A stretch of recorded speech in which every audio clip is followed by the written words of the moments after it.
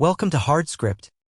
She stood there laughing with a glass of wine in hand, surrounded by her friends, in our living room, in the house I paid for, and dropped the line like it was a punchline on late-night TV. Love really is blind. I married you. The room erupted. Laughter. Real, loud, and unfiltered. But it wasn't funny. Not to me. Because the way she said it wasn't a joke between spouses. It was a shot. A public gut punch disguised as charm. And all I did was stand there. Smile like it didn't sting. Numb like I hadn't heard this version of her before. But I had. That was the moment it all clicked. Not the words, but the performance. She'd been playing this role for months. Maybe longer. I just hadn't realized I was the punchline. They were filming content for her YouTube channel, Another Girl's Night in episode, full of empty wine bottles, curated sarcasm, and marriage jokes that only went one way. My way. She looked at me over her shoulder as if daring me to say something. I didn't, because I'd already decided what I was going to do next, and it wasn't going to be loud. No arguing. No scenes. Just strategy. Because the moment someone mocks your loyalty in front of a crowd, you don't beg for their respect back. You remove yourself from the stage entirely. That night, after the guests left, she tried to brush it off. Said I was too sensitive. That it was just content, and that the algorithm eats that stuff up. She smiled like she'd already moved past it. But I hadn't. I was just quiet. Because real change doesn't start with yelling. It starts with silence. I didn't sleep in our room that night. Told her I had an early morning call and crashed on the couch. Truth is, I didn't sleep at all. I sat in the dark, replaying that laugh. The glint in her eyes. The smug pride of someone who forgot there were real consequences outside the camera frame. That was the last night I let her feel like this was still her stage. The next morning, she woke up to an empty closet on my side. Just hangers. The drawers were empty too. I left the wedding photo on the dresser. But I took the frame. Because she didn't get to keep the story. Just the image. The performance was over. And the next episode? It wouldn't be hers. The thing about performers is, they need an audience. And I stopped clapping. The next 48 hours were quiet. Not emotionally quiet, just logistically. I didn't text her. Didn't call. Didn't explain. I didn't know an encore. I'd packed 2 duffel bags, took my documents, laptop, keys. Left the rest. My clothes, my tools, even the watch she bought me last anniversary. Left it all sitting there like a hollow gesture. She didn't notice I was gone until noon the next day. That's when the calls started. At first, they were casual. A text. A missed call. Then another. By the evening, the tone shifted. Where are you? You're acting crazy. This is childish. She still thought she was directing the show. But I wasn't in the audience anymore. I was in a short-term rental across town. Clean, quiet, unfurnished except for a bed and a table. No distractions. No staged emotions. Just clarity. She tried to drag mutual friends into it. He's being dramatic. He can't take a joke. One of my buddies forwarded me a screenshot of her group chat. They were still laughing. But the laugh sounded different now. Forced. Nervous. Because performers always panic when the spotlight turns off.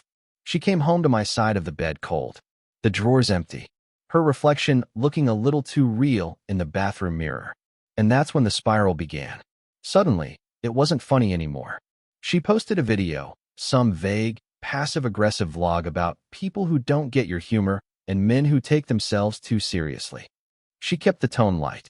The music upbeat. Comments turned off. I didn't watch it. Didn't need to.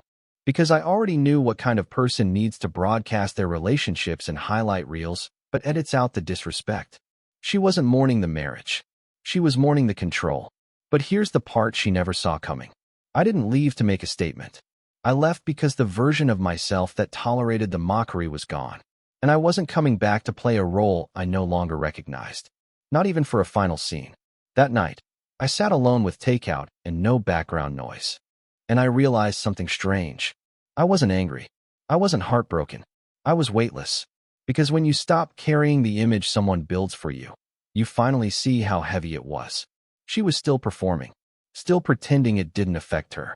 But behind every new upload, behind every polished caption, was a woman watching the door I had already walked out of, and realizing no one was coming back through it. 3 days passed before she showed up at my temporary place. I knew she would. She was always more invested in controlling the narrative than facing the truth. She didn't knock. She pounded. The kind of knock that says, "You owe me attention." I didn't answer. I sat on the couch, listening, while she unloaded every line she'd rehearsed in front of her bathroom mirror. "Really? You're ghosting me? This is your response to a joke? You're embarrassing yourself." I didn't move, because nothing she said mattered anymore. When someone stops respecting your presence, your absence becomes the only language they understand. She eventually left, but not before sliding a letter under the door. Not an apology, a brand strategy, a half-page list of how we could fix this publicly, how she could spin the story, how we'd keep our brand intact. She didn't say marriage once, just our platform, our image, our reach. That's when I realized she wasn't mourning the relationship. She was mourning the views, the illusion, the mask. I shredded the letter without reading the rest. Not out of anger, out of detachment. Because you don't negotiate with someone who treated your commitment like content. She tried again a few days later, this time softer. A voice note said she missed the real us. But there was no real us. There was me, living in sincerity, and her, recording it for likes. I started to see all the cracks I ignored for years. The way she always made jokes at my expense in public, but demanded unconditional loyalty behind closed doors. The way her friends praised her honesty while I was busy cleaning up the emotional wreckage of those so-called honest moments. She called it transparency. I called it cruelty with lighting and captions. She thought being vulnerable on camera meant she was deep. But real depth is invisible. It doesn't need an audience. I made my exit permanent. Cut the lease early. Packed up my essentials. Got a place out near the water, quiet, simple, offline. She posted a breakup video 2 days later. Tears.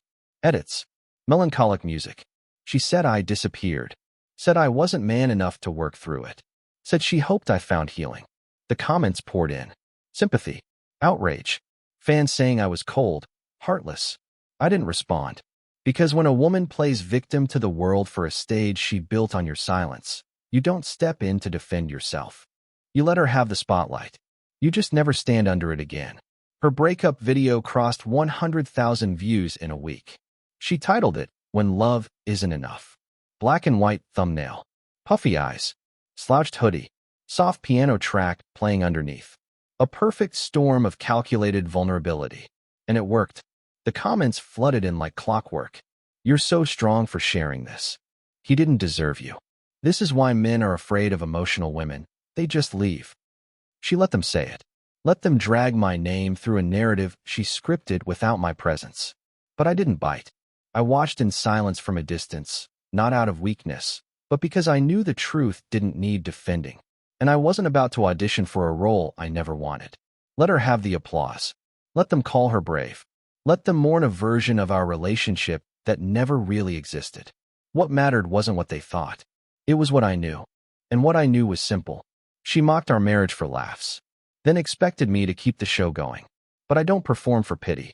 I live in reality. Her content changed after that. More moody posts, subtle jabs, long captions about healing and growth, and how some men can't handle a powerful woman. Powerful? Power doesn't come from followers. It comes from knowing when to stop speaking and start listening. And she never listened, not once, to what her actions sounded like to someone who had given her loyalty in silence. I spent my days rebuilding, not in revenge, but in peace. Got back into early mornings. Long walks without my phone. Cooking meals without the need to post them. Life became simple again. Not empty, real. People kept asking where I went. I didn't answer. Because real peace doesn't post updates. It just grows where no one's watching. A month later, I ran into one of her friends at a cafe. She looked uncomfortable. Said I looked different. I did. Not in appearance, but in energy. She asked if I'd seen the new content. Said my ex had really opened up lately. I nodded but didn't engage. She kept talking about how my ex had been processing things, how she was planning a new series about heartbreak, how everything happens for a reason. And that's when it hit me. Some people process pain privately. Others package it for views. That was the difference between us. I didn't need a season finale. I just needed the credits to roll. And this time, I was the one who ended the episode. She built her world around angles, filters, rehearsed captions, soft lighting at golden hour. Everything had a purpose. Every word was meant to be consumed. But real life? It doesn't have an edit button. And that's where she lost. Because the moment the audience turns off their phones, the silence gets loud. And in silence, truth survives. Weeks went by. I didn't speak her name. Didn't explain what happened to coworkers or friends who noticed the change.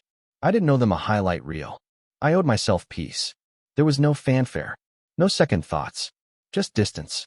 She tried to bait me again. This time with a healing retreat series. Solo vacation. Drone shots. Beach yoga. Phrases like reclaiming my power sprinkled over moody sunsets. But the comments started to shift. The same people who once rallied behind her began to ask different questions. Why do all your videos still circle back to him? Is this healing or branding? She was losing grip. Because eventually, even the best actors run out of script. And all that's left is silence. I moved again. Found a condo on the edge of the city. Nothing flashy, just enough light and quiet to rebuild from. I kept the blinds open. No more hiding. No more secrets between four walls and fake smiles for the algorithm. She sent one last message. A long paragraph about how she still cared, how she wanted closure, how she didn't want things to end like this. I read it once, then archived it. Because closure doesn't come from the person who broke you for content. It comes from realizing they were never speaking to you in the first place. They were always speaking to the crowd. The curtain had closed, and I wasn't stepping back on that stage. I changed my number, closed the old joint account, had her name removed from anything it touched. No warning, no announcement, just clean cuts. The kind that don't bleed, they heal. One of my friends asked if I regretted marrying her. I didn't. I regretted staying silent for so long, letting her turn my loyalty into a laugh track. But not anymore. Because sometimes the most powerful thing a man can do isn't scream or fight or try to prove he mattered. It's to walk away without flinching and never rehearse the past again. The camera was off, the audience gone, and for the first time in years, I wasn't performing. I was living. I wasn't surprised when the brand deal started drying up. Her Instagram got quieter.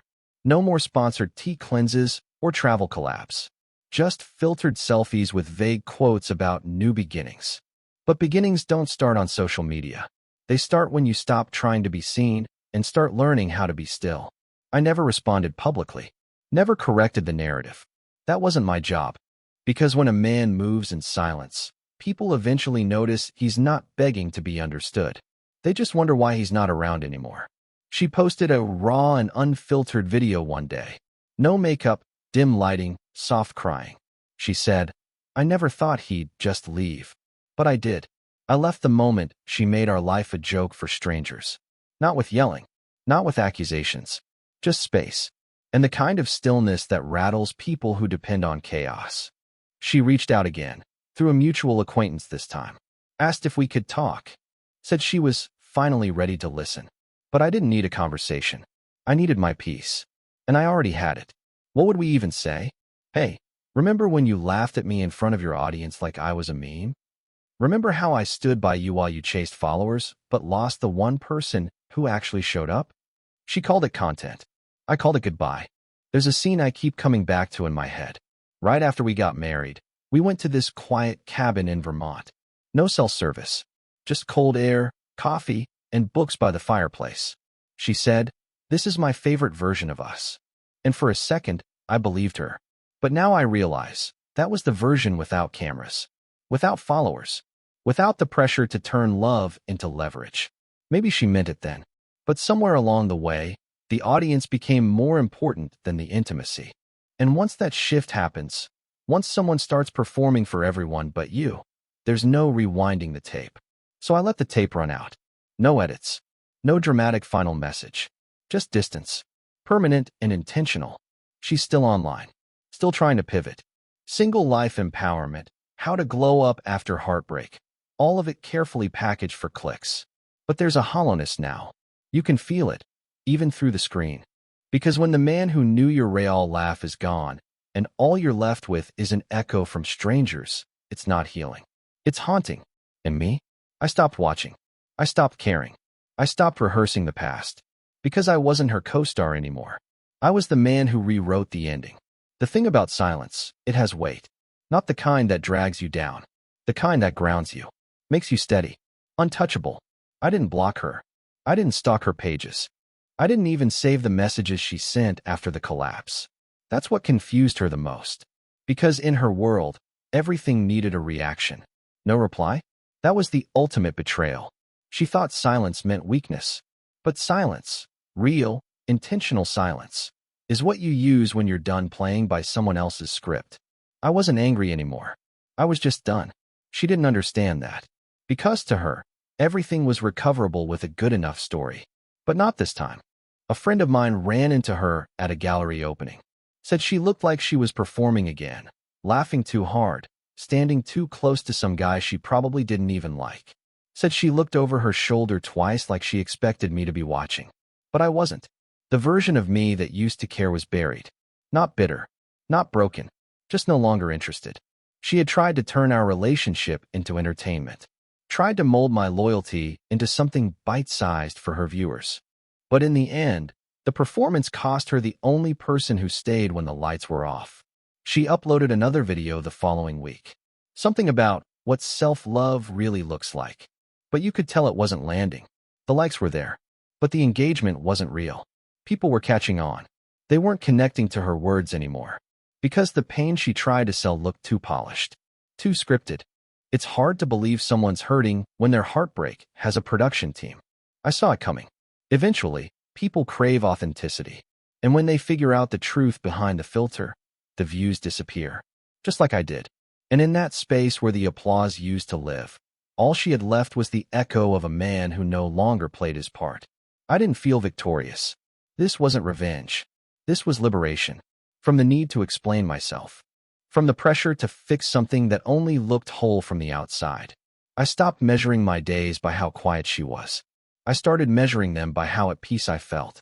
One morning, I watched the sun rise through my window. No distractions, no noise, no script.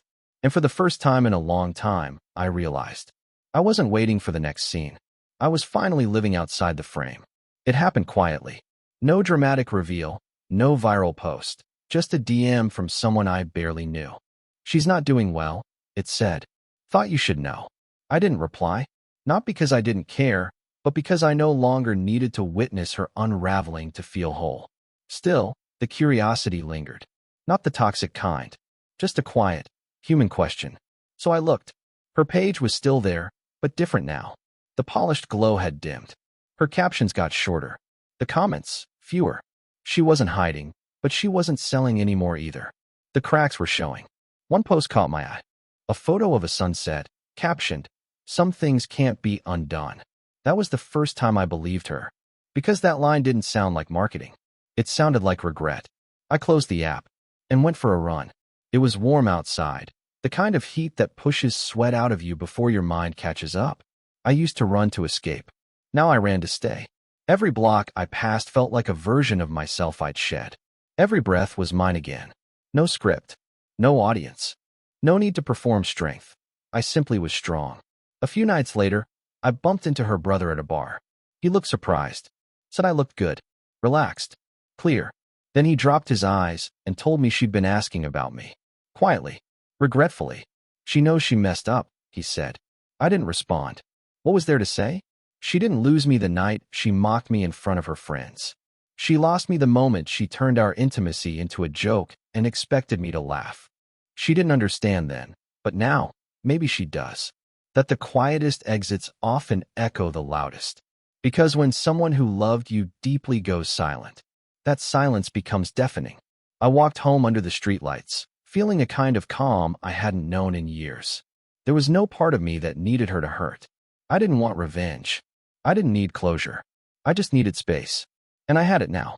Real, permanent space between the man I used to be and the one walking home that night. She once said love was blind. But no, love sees everything. It just chooses to stay anyway. And when it finally sees enough, it doesn't shout. It walks away and never looks back. It was almost poetic in a way. The same woman who once stood in front of her friends, laughing as she called me a walking reminder of bad decisions.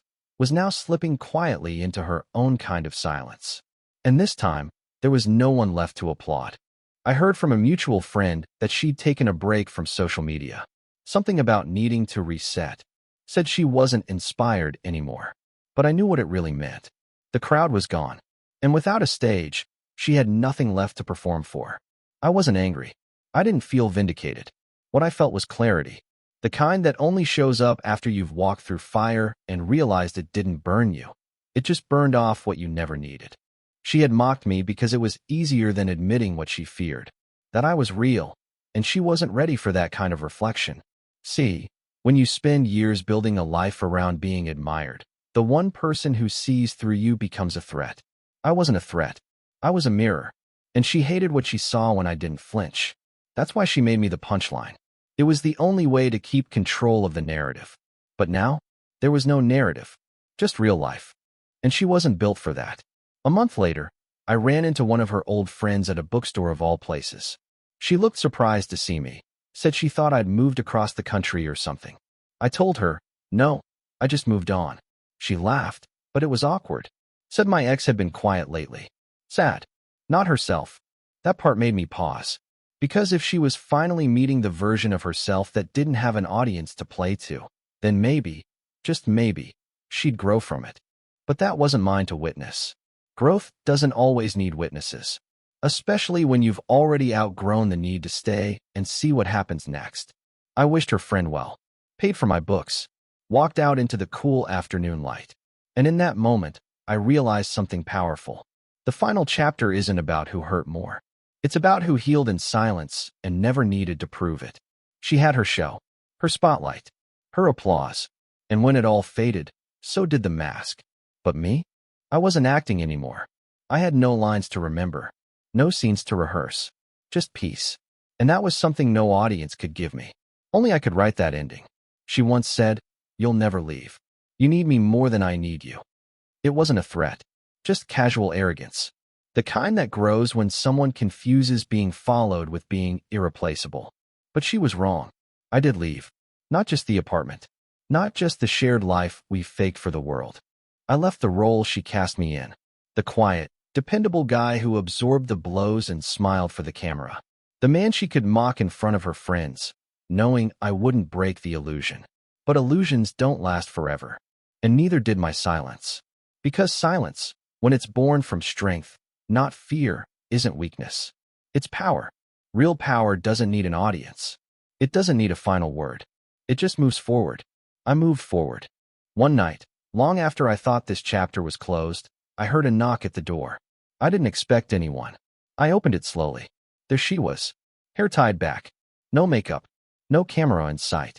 For the first time in years, she wasn't performing. She just stood there. Said nothing. I didn't say anything either. We stood in that doorway, her in the past, me in the present, and let the silence fill everything that used to be loud. Then, quietly, she reached into her bag and held something out. A folded photo. Us. From the cabin trip in Vermont. The only real moment we'd shared before everything got commercialized. She looked at me and said, "I miss that version of me. Not I miss you. Not I'm sorry. Just that." It told me everything. I took the photo, looked at it, then handed it back. That version of her was gone, and I wasn't trying to resurrect ghosts. She nodded, like she already knew. Then she turned and walked away. No tears, no pleas, no speeches. The curtain fell. But this time, I was the one who wrote the final line. I closed the door, locked it, not out of anger, out of finality. Some people say heartbreak changes you. Maybe, but silence builds you. It sharpens your edges, cleans your vision, rewrites your rules.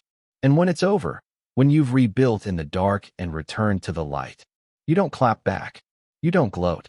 You don't look back at the wreckage. You just walk through the open field on the other side and realize she turned love into a performance, but I turned silence into a life. Support the channel by liking, commenting, and subscribing. I promise even more interesting stories.